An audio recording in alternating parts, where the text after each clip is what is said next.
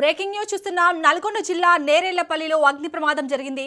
మంటలు ఎగిసిపడి ఇల్లు దగ్ధమైంది. మంటల్లో కాలిపోయిన 3 తులాల బంగారం అలాగే 3.5 లక్షల నగదు ఈ మంటల్లో కాలిపోయాయి.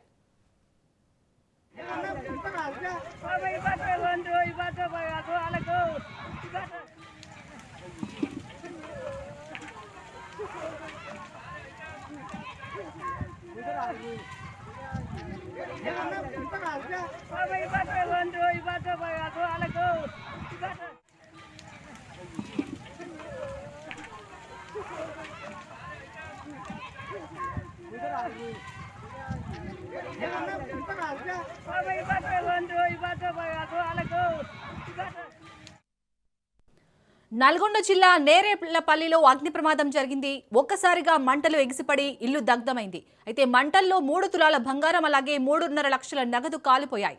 ఇక ఈ అగ్ని ప్రమాదానికి సంబంధించి పూర్తి డీటెయిల్స్ ని మా ప్రతినిధి పుల్లారావు అందిస్తారు. పుల్లారావు, అసలు ఈ అగ్ని ప్రమాదం జరగడానికి రీజన్ ఏంటి? నల్గొండ జిల్లా నాంపల్లి మండలం నేరేళ్లపల్లి గ్రామంలో ఈ రోజు అగ్ని ప్రమాదం చోటు చేసుకోవడం జరిగింది. పూరి గుడిసెకు నిప్పంటుకొని ఆ పూరి గుడిసెలో ఉన్నటువంటి నగదు బంగారంతో పాటు 11 క్వింటాల బియ్యము ఇవన్నీ కూడా మొత్తం కూడా కాలి బూడిదైనటువంటి ఘటన ఒకసారి చోటు చేసుకోవడంతో మొత్తం గ్రామస్తులు ఒకసారి భయానికి గురైన పరిస్థితి ఉంది.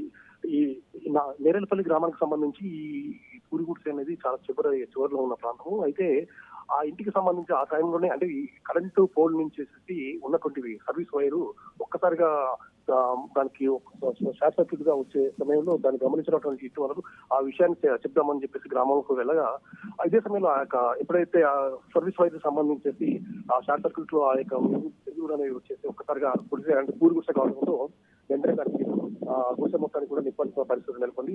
వీళ్ళు గ్రామస్తులు వచ్చేసి చూసే వరకు కూడా పూర్తిగా ఆ గుడిసె మొత్తం కూడా తగలబడిపోతున్న పరిస్థితి ఉంది. ఆ సమయంలో వీళ్ళు ఫైర్ సిబ్బందికి సమాచారం అందించినప్పటికీ కూడా అప్పటికే కూడా అంటే పూరి గుడిసె కావడంతో వెంటనే అంటే జమ్ము అది ఉండటం మొత్తం కూడా వెంటనే కూడా తగలబడుతున్న పరిస్థితి ఉంది. సో ఆ సమయంలో గ్రామస్తులు మంటలు ఆడడానికి ఎన్నో రకాల ప్రయత్నాలు చేసుకుంటున్నా మంటలు ఆడని పరిస్థితి నెలకొందని చెప్పు. అదే సమయంలో వాళ్ళ ఇంట్లో పత్తి అమ్మిన డబ్బులు కూడా ఇంట్లో ఉన్నట్లుగా కూడా ఇంటికి సంబంధించిన వ్యక్తులు చెప్తున్న పరిస్థితి. దాదాపు 4 లక్షల నుంచి 4.5 లక్షల దాకా ఇంట్లో క్యాష్ పెట్టాము. అదేవిధంగా 3 తులాల బంగారం ఉంది.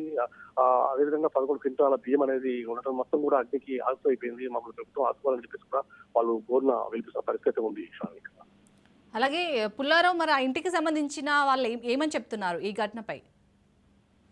ఇంటికి సంబంధించిన వ్యక్తులకు సంబంధించి ఆ ఇంట్లో ఉన్న సమయంలోనే ఈ సర్వీస్ వైర్ కు ఎప్పుడైతే అంటే షార్ట్ సర్క్యూట్ రావడం వల్ల ఆ యొక్క నిప్పు కణికలు ఎప్పుడైతే వస్తున్నాయి ఇది గమనించేసేసి ఆ ఇంట్లో ఉన్నటువంటి ఒక ఆడపై వెంటనే బయటకు వెళ్ళేసేసి గ్రామస్తులకు చెప్దామని వెళ్ళడం జరిగింది. ఎందుకంటే సర్వీస్ వైర్ నుంచి మంటలు వస్తున్నాయి అని చెప్దామని వెళ్ళేసరికి ఆల్రెడీ గ్రామస్తులకు చెప్పడం, గ్రామస్తులు వచ్చే సమయానికే ఈ గుడిసె అనేది పూర్తి స్థాయిలో తగలబడిపోతున్న పరిస్థితి నెలకొంది. అంటే షార్ట్ సర్క్యూట్ వల్ల అంటే సర్వీస్ వైర్ అనేది పూరి గుడిసెకు వచ్చేసి ఆ మెనుగుల వల్ల ఒక్కసారి నిప్పు కణికలు రావటము ఆ గుడిసె అనేది తగలబడిపోవడం మొత్తం కూడా జరిగిపోయిన పరిస్థితి. అంటే ఇది పూరి గుడిసె జమ్ముతో పాటు తాటాకులు కూడా ఆ యొక్క గుడిసెపై ఉన్నాయి కాబట్టి వెంటనే ఆ యొక్క నిప్పు అనేది మంటలు అనేది పూర్తి స్థాయిలో వ్యాపించిన పరిస్థితి నెలకొంది. గ్రామస్తులు మంటలు ఆపడానికి ప్రయత్నాలు చేశారు, కానీ ఆ ప్రయత్నాలు మాత్రం పూర్తి స్థాయిలో ఉన్నాయని చెప్పవచ్చు. సో ఆ మంటలు ఒకేసారిగా అంటుకోవడంతో లోపల ఉన్నటువంటి ఇవన్నీ కూడా వస్తువులు ఇది 11 క్వింటాల బియ్యం అయిపోయింది, డబ్బులు అయిపోయింది.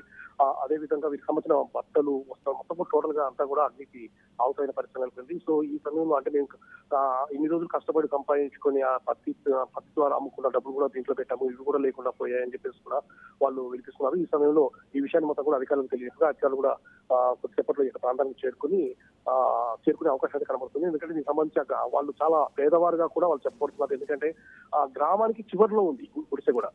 సో ఈ విధంగా మేము కష్టపడి మాకున్న పొలంలో పండించుకున్నట్టు సంబంధించి ఆ పత్తి ద్వారా వచ్చే డబ్బులు కూడా దీంట్లో ఉన్నాం కాబట్టి ఇప్పుడు మాకు దిక్కు లేకుండా పోయింది. చివరికి కట్టుకోవడానికి బట్టలు కూడా లేకుండా పోయాయని చెప్పి కూడా వాళ్ళు వినిపిస్తారు. అధికారులు కూడా స్పందించేసి దీనిపై ఏం చర్యలు తీసుకుంటారో వాళ్ళకి సంబంధించి ఏదైనా సహాయం చేస్తారన్న విషయాన్ని కూడా చూడాలి. Right, thank you Pullarao.